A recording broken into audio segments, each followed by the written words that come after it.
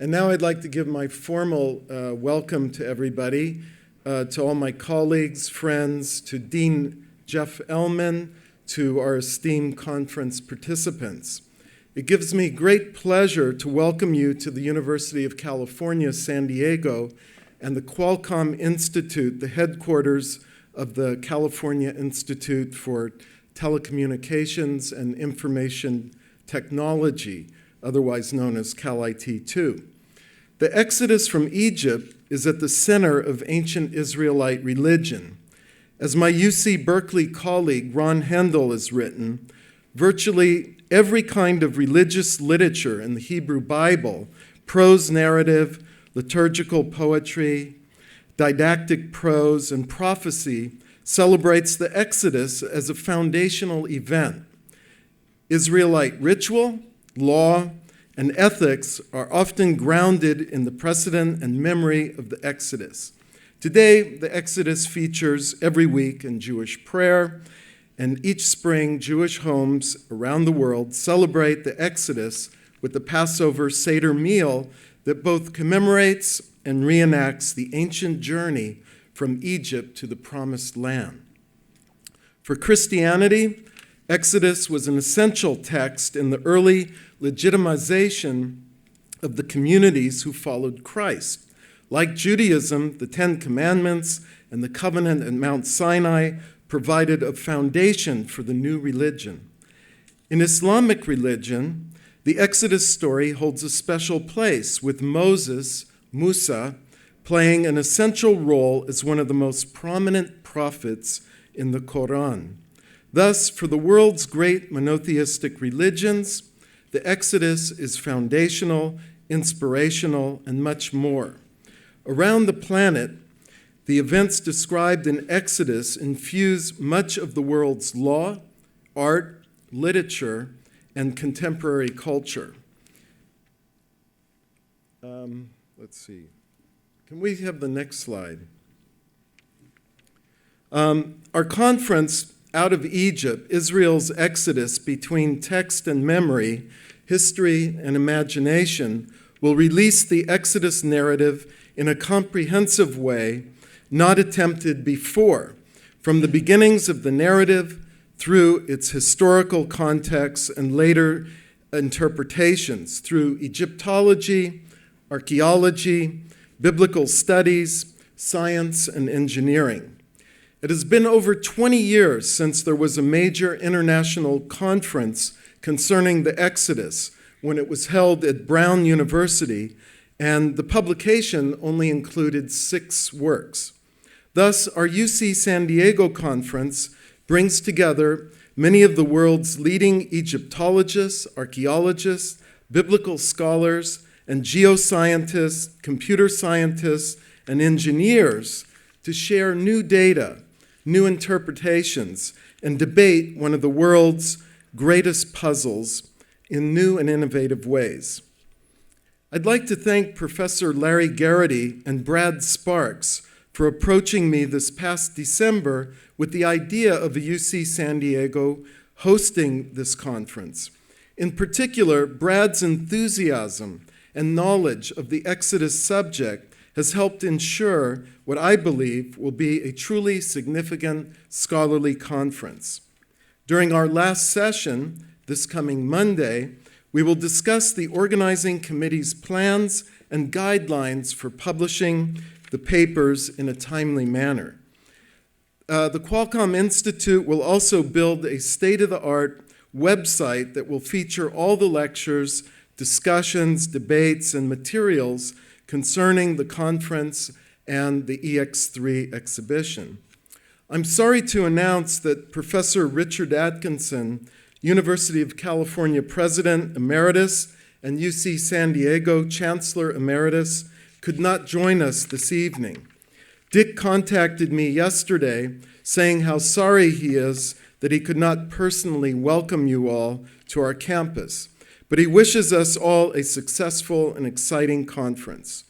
You may have noted that we are actually in Atkinson Hall, named in honor of Dick Atkinson, who actually has an office here on the 5th floor. The good news is that I have an additional 5 minutes to briefly say a few words about the EX3 Exodus, Cyber Archaeology, and the Future exhibition, which I hope you had a chance to have a look at before you came in here. Could we have the next slide? Oh, yeah, let's do it. Right. So now the truth about Exodus.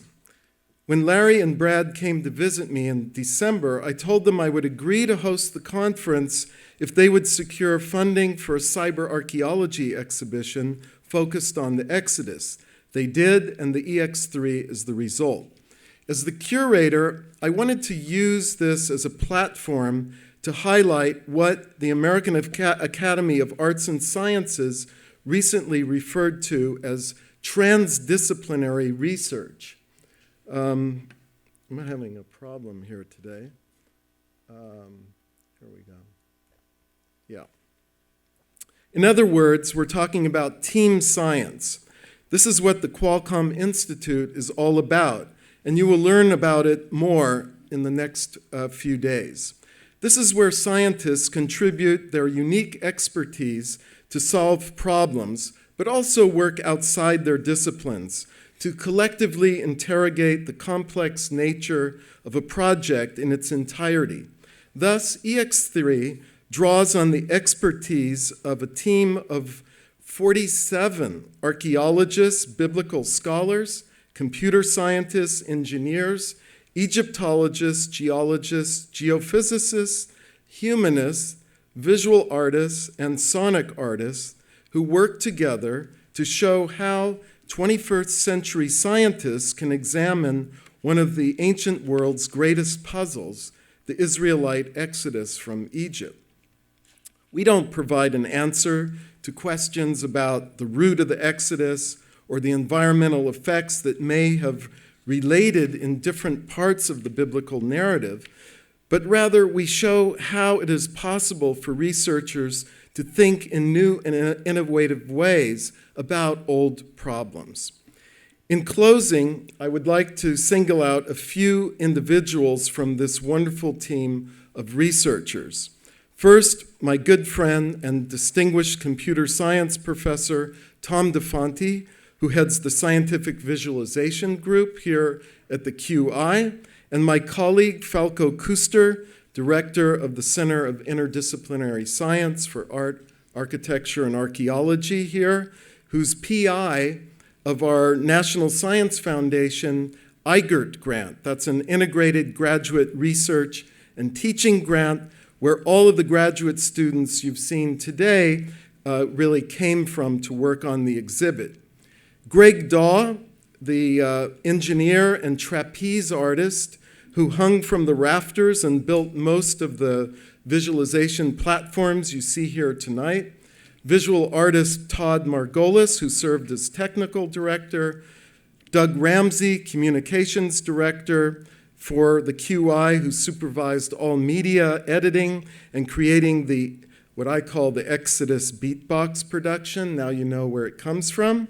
Scott Blair for the graphic design, Peter Otto and Zach Seldis for sonic arts, Jessica Block and Philip Weber for the 3D visualization in the wave, Steve Ward for all the tsunami simulations, Matt Vincent, Matt Howland, Ashley Richter, there are so many, Aliyah Hoff and Vid Petrovic for the optoportable displays, and if I've left anybody off, they should be listed up there. All our other undergraduates and graduate students who help with this. Finally, thanks to Tim Stahl, a local photographer, for printing and mounting the panels, and Julie Guy from the Bonita Museum for installing our exhibit. So now I'm honored to introduce Jeff Elmen, who's the Dean of the Division of Social Science here at UC San Diego. He's my boss. And he's also the co-director of the Kavli Institute for Brain and Mind. He's a distinguished professor of cognitive science. He holds the Chancellor's Associates Endowed Chair, so please let's give him a welcome.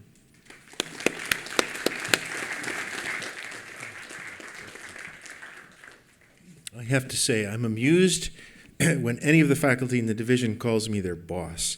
The wise dean knows that he's nobody's boss. He serves at the pleasure and will of the faculty. I'm delighted to welcome you here tonight and to be here myself.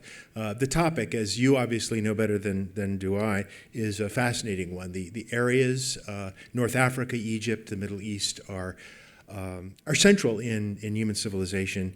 And you add to this the mystery, the mystique of the Exodus story, and you have the makings of myth, of legend, and of movies. At one point, I thought I wanted to be Indiana Jones. I have to say, after going into the EX3 exhibition, now I think I want to be Tom Levy. It's also the stuff of scholarship. And here, there are two comments I want to make in this regard. One has to do with a lesson that I think many of us in academia have come to really appreciate in the past couple of decades. Academics are organized along disciplinary lines that go back to the Middle Ages and beyond. And the increasing specialization has often created firewalls, silos, where there's not a lot of communication. I think many of us have learned, it's a lesson that we believe very much at UC San Diego. Many of us learned that the really interesting questions, the important questions that confront us, are not solved within a single discipline. That there really needs to be collaboration and interaction between people with multiple tool sets, multiple methodologies, multiple perspectives. I think that the topic for this weekend is an excellent example of that. The story is a story of antiquity. We do not have time machines. We can't go back, literally. We have to create our own time machines.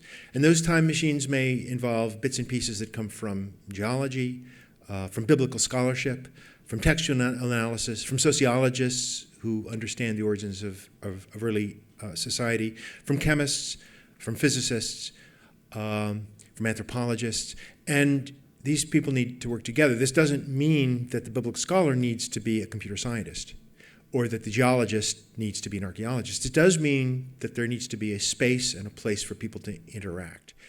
Cal IT2, it's no accident that this conference is being hosted here. Cal IT2 has become a cauldron, an incubator, a place where this kind of interaction occurs. And I see from this conference the spirit in which these sorts of interactions are being enabled. It's very exciting, and it's clearly the way you solve these difficult problems and interesting challenges.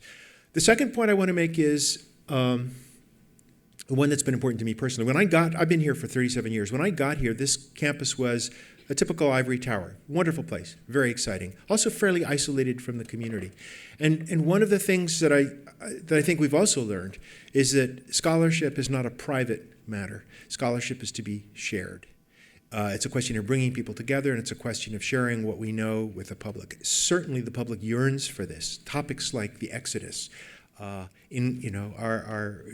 create passions in people. So Tom talked about the EX3 exhibition, cyber archaeology. I know Tom and his colleagues in Judaic Studies have a real interest in creating a museum. I applaud that, and I think that the kind of efforts to bring in the public, to do outreach, to share what we know are very exciting.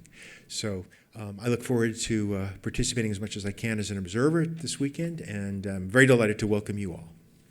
Welcome.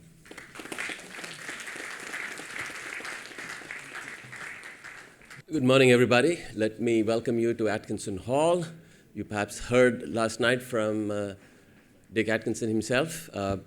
My name is Ramesh Rao. I'm the director of this research institute here, recently named and publicly unveiled as the Qualcomm Institute. It's part of a two-campus Institute for Science and Innovation that was set up about 13 years ago. And what makes this place unique is something that you will get to experience through the next couple of days. We have interesting facilities, extraordinary facilities, which in the hands of a variety of researchers, including Tom, Levy here sort of makes an impact in lots of different disciplines. So much of what you will experience has got to do with visual analytics. It's one of our core areas. There's a lot of other things that take place here. But I'm here primarily to introduce our Chancellor, Pradeep Khosla, who will be welcoming you. Pradeep joined us last year and he's a member of the National Academy, has won numerous awards, is an engineer by training, appreciates what technology can do to lots of disciplines. So without further ado, Pradeep.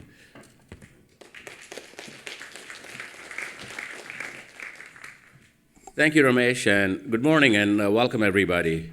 I know all of you have traveled, or most of you have traveled from all over the world to be at this little conference, and I was asking Tom, I said, why would people travel from all over the world to a little 40-person conference?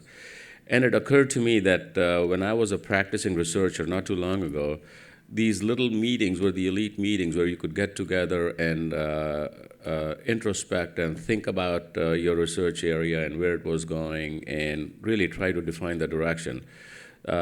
So thank you for taking the time to be here, and thank you for doing this in San Diego, Professor Levy. I really appreciate this. Now, you might be wondering, why would a chancellor wake up at like 7 a.m. to welcome 40 people in a conference on archaeology of all things, especially when he has no interest? So just as in research interest, just to put your mind at ease, let me tell you why this is so important. On a personal level, I'm like a big fan of the History Channel, and I was telling Tom that I always watch these shows on Exodus and watch shows on Egypt and archaeology and the old Greeks, and so I really enjoy it. But a little bit more personal is about 4 or 5 months ago, I heard a lecture from Tom as to where archaeology was and the research he was doing. And amazingly, what I saw in the lecture was more of what I understood, and I always wondered, how come Tom understands these things? Tom understands artifacts, but what does he know about range sensors? What does he know about autonomous air vehicles? What does he know about signal processing? What does he know about image capture, computer vision? And I, who got my PhD in this area, robotics, understand a lot more. How come Tom gets to do the exciting work and I don't? Right? But I'm glad we have Tom to do the exciting work. I think where we are looking, so that's my second interest. The third interest is an institutional interest. So when I heard what we were doing in this area, when I learned about CalIT, this Qualcomm Institute, it was clear to me that this institute, which was created at the convergence of information communication and many other areas of technology, was supposed to enable new ways of doing business, new ways of thinking, new ways of doing research along multiple dimensions. And archaeology, which I'm sure people think is not a changeable field, was the one which has been impacted so significantly. So as you sit here and talk about where life is going for the next 4 days, you will see that these sensors and the technology, all of which has been developed in the last 20 years, less than 20 years, has had a profound impact on archaeology, a more profound impact on archaeology than it has had on manufacturing, which is why these sensors were developed to begin with. They were not developed for archaeology. And so we at UC San Diego want to be at the forefront under the leadership of Professor Levy in terms of defining digital archaeology and archaeology of the future. And CalIT too is so important, this conference is so important. And now you can see as Chancellor, it's so important to me, both on a personal and a professional level. With that said, I'm just going to let you get back to your work. I'll be around for a little while, and I'll be in and out during the next 4 days. But welcome, everybody. This is sunny San Diego. I promise you the sun will be out here. Don't let this first hour of the morning confuse you. This is sunny San Diego. In an hour, you'll see the sun. So thank you very much. Welcome.